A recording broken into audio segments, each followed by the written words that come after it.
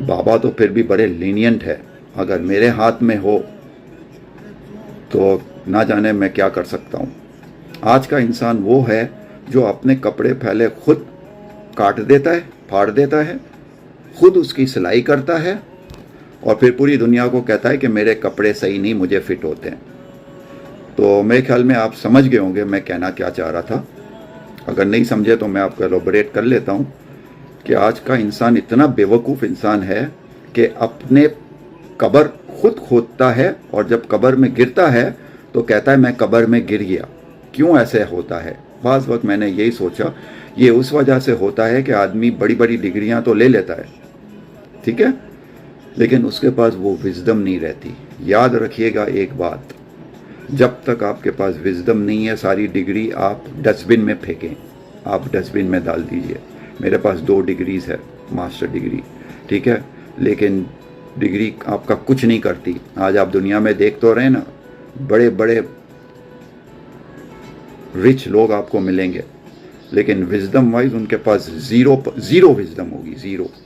और जब इसके आप देखते हैं कि किसी के पास विजडम ज़ीरो है, उसकी डिग्री किसी काम की नहीं है, वो इस दुनिया को बर्बादी की तरफ लेके जाता है। बड़े बड़े रिच लोग मैंने लाइफ में देखे, अब मैं नाम नहीं लेना चाहता, लेकिन रिच होना कोई बड़ी बात नहीं है।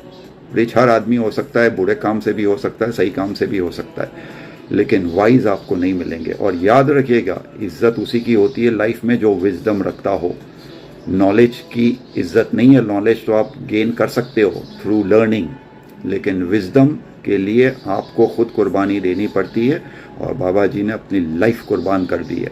इसीलिए बाबा जी के पास वो विजडम है कि जो समझता है विजडम को वही बाबा जी तक पहुंच सकता है।